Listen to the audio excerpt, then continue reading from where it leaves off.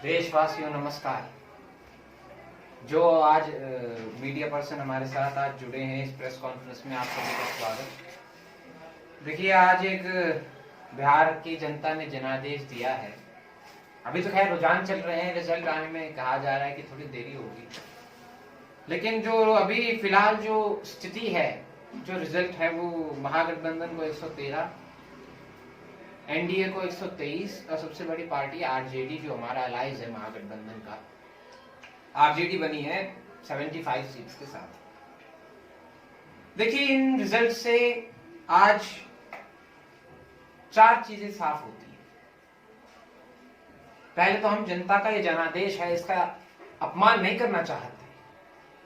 हम चाहते हैं कि देश के जो विभिन्न हमने मुद्दे उठाए, चाहे वो बेरोजगारी का हो, चाहे वो कोरोना वायरस को जो ये सरकार संभाल नहीं पाई उसका हो, चाहे वो भूखे मरती मां बहनों की जो पुकार थी उसका हो, चाहे वो बलात्कार से पीड़ित महिला हमारी बेटियों का सवाल हो, उस सवाल का जवाब आज देश की हर जनता ने, बिहार की जनता ने खासकर इस रिजल्ट में थोड़ा बहुत दिखलाया है, क्योंकि हम लोगों ने टक्कर देने का काम सत्तारूढ़ को किया है। भाई बहनों, आज एक और चीज साफ हुई कि नीतीश कुमार जी के खिलाफ एंटी इनकम्बेंसी कहीं ना कहीं थी, जनता झेल रही थी, और उसी वक्त जनता ने जो मतदान किया, कहीं ना कहीं आरजेडी महागठबंधन ने, यूपीए ने टक्कर दिया है। महागठबंधन ने बिहार के बेरोजगार युवाओं का साथ खड़े रहकर बिहार की युवा का जो मुद्दे थे वो उठाए हैं। भले ही परिणाम हमारी सोच के विपरीत आ रहे हों, लेकिन जनता के मुद्दे उठाने में, बिहार की जनता के मुद्दे उठाने में हमारा महागठबंधन सफल रहा है। आज जहां तक बात है, रजत बड़ा दल है। जो अभी रिजल्ट आ रहे हैं उसके मुताबिक आरजेडी सबसे बड़ा दल बनकर उभरा है, जो कि महागठबंधन का हिस्सेदार है।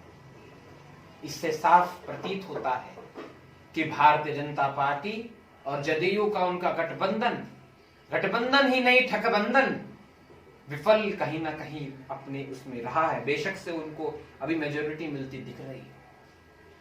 भाई बहनों, आज एक और चीज साफ होती है कि महागठबंधन की जीत के लिए हम आश्वस्त थे, लेकिन जो भी अब परिणाम आ रहे हैं हम उसको विनम्रता पूर्वक स्वीकार करते हैं। लेकिन मेरे भाई बहनों, आज जो बात सामने आ रही है वो ये है कि देश के अंदर कहीं ना कहीं भारतीय जनता पार्टी और प्रधानमंत्री नरेंद्र मोदी जी के खिलाफ माहौल है, क्योंकि उनकी नीतियां देश के विपरीत काम करने वाली हैं, देश की जनता की भावनाओं के खिलाफ काम करने वाली है। और साथ ही में मैं आज एक बड़ा प्रश्न चिन्ह उठाना चाहता हूं, जो प्रश्न चिन्ह है ईवीएम के ऊपर। ईवीएम में अब मीडिया वाले बताने लगे ईवीएम में कहीं ना कहीं गड़बड़ी का शक मेरे को हो रहा है, क्योंकि आप देखिए किस तरह से बिहार में माहौल था। लाखों करोड़ों की भीड़ आकर तेजस्वी जी की रैली में आ रही थी, कांग्रेस महागठबंधन की रैली में आ रही थी, लेकिन परिणाम कहीं ना कहीं उसके विपरीत आए।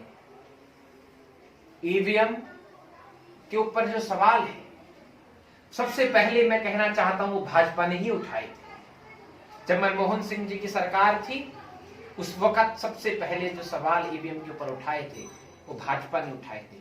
कोर्ट भी भाजपा सबसे पहले गई थी, किताब भी भाजपा के नेताओं ने लिखी थी, सुब्रमण्यम स्वामी जी ने ही किताब लिखी थी इसके।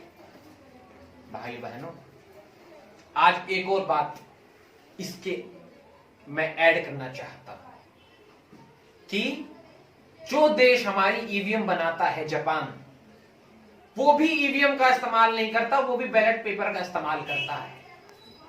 लेकिन हमारा देश ईवीएम का इस्तेमाल करता है। अमेरिका जैसा इतना बड़ा राज्य वो भी ईवीएम का इस्तेमाल नहीं करता, वो बैलेट पेपर का इस्तेमाल करता है।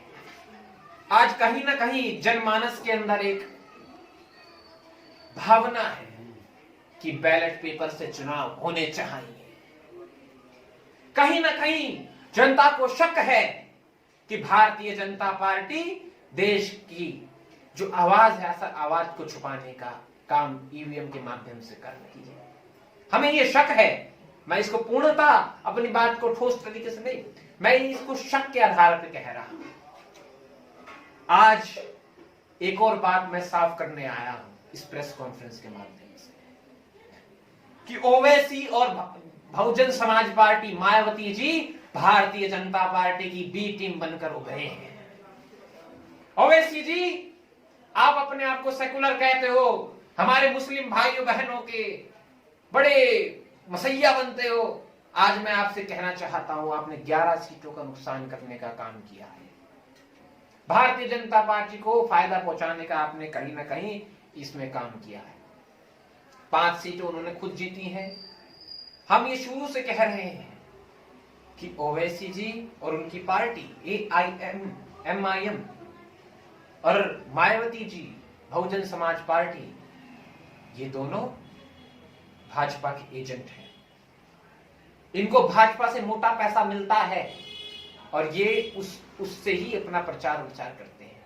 मैं कहना चाहता हूं, जहां सेकुलर पार्टी मजबूत होती है, चाहे वो कांग्रेस हो, रजत हो, CPIM हो, CPML हो, वहां पर ही जाकर नसरुद्दीन ओवैसी जी इलेक्शन क्यों लड़ते हैं?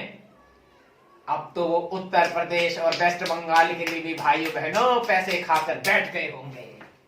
अब उन्होंने पूरी रणनीति बना ली होगी कि किस तरह से वेस्ट बंगाल और उत्तर प्रदेश के आगामी चुनावों में विपक्षी पार्टियों को हराना है और उनके जो टॉप लीडर हैं, उनके जो मसैया हैं भाजपा के, अमित शाह और नरेंद्र मोदी को जिताना है। असरुद्दीन ओवैसी जी, शर्म करो। उस मुस्लिम कौम को आप बेवकूफ बनाने का काम कर रहे हो, लेकिन हम इसका सच उजागर करेंगे जनता के सामने।